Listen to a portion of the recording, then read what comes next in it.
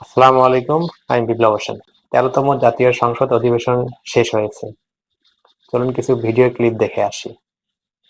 আমি আর আপনি কলিগ মাননীয় স্পিকার একসাথে একসাথে পড়াইছি, একসাথে কত কফি খাওয়াইছি আপনারে। हमसे मोहब्बत करो हम बेवफा नहीं करेंगे। उम्र दराज मांग के लाए थे 4 दिन, 2 अर्जों में काट गए, 2 इंतजार में, এখন খতম हो गए। তো এটা হচ্ছে শের। আমার তোমার মুখের দিকে চেয়ে আছে বাংলার ভোরের আকাশ। এদেশের গুল্মলতা ছুতে চায় পল্লবিত আঁচল তোমার। তিনি আসার আগে দেশটা যেন ভাস করা মানচিত্র ছিল, নদী ছিল, মানুষ ছিল, স্বপ্নও ছিল, কিন্তু দিগন্ত খুলে দেওয়ার মতো কোনো হাত ছিল না। মাননীয় স্পিকার, এক শিক্ষক ছাত্রকে বলছে এদিকে আয়তো, বলে জি স্যার। বলে ওই বাড়ি থেকে একটা দাও নিয়ে আন। বলে কেন? বলে আমি ডাব খাবো। দাওটা নিয়ে আয়, দাওটা কেটে ডাব খাবো। সংসদে যখন একজন এমপি কথা বলে তার প্রতি মিনিটের পিছনে কত টাকা খরচ হচ্ছে? ২০২৬ সালের টিআইবি এর এক রিপোর্ট বলছে ২,৭২,৩৬৪ টাকা এবং প্রতিদিনের খরচ হচ্ছে ৮,৪০,০০,০০০ টাকা। এখন আসেন, সংসদে এক বছরে মোট কতগুলো অধিবেশন হয় এবং কোন অধিবেশন কতদিন চলে? এক বছরে সংসদে কমপক্ষে ২টি অধিবেশন হওয়া বাধ্যতামূলক, তবে সাধারণত ৩টি বা তারও বেশি হয়ে থাকে। এখন এই অধিবেশন কতদিন চলে? সাধারণত একবার অধিবেশন শুরু হলে ৪০ থেকে ৪৫ দিন পর্যন্ত অধিবেশন হয়ে থাকে, তবে কিছু কিছু ক্ষেত্রে কম কিংবা বেশি হতে পারে। আমাদের ত্রয়োদশ জাতীয় সংসদ অধিবেশন, যা গত ১২ মার্চ থেকে শুরু হয়ে ৩০ এপ্রিল পর্যন্ত চলেছে।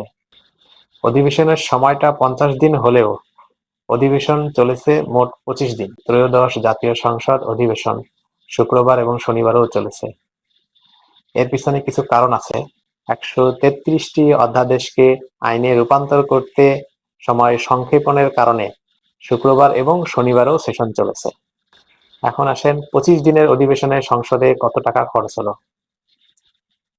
টিআইবি এর রিপোর্টে বলছে ২১০ কোটি টাকা। টাকাটা কিন্তু একটা বিশাল একটা অ্যামাউন্ট।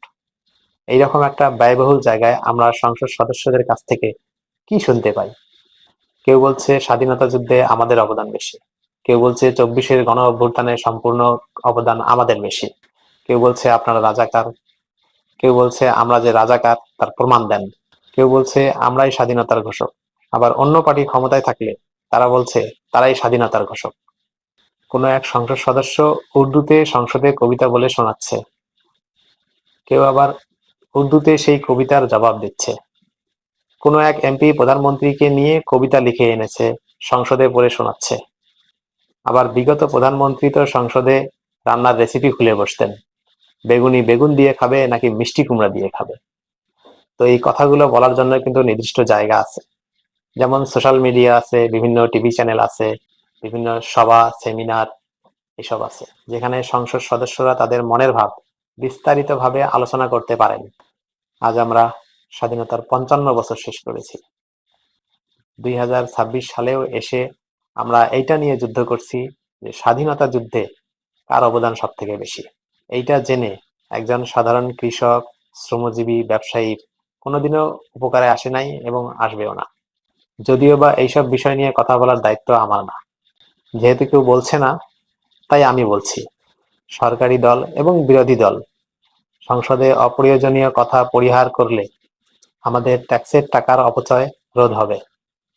ধন্যবাদ।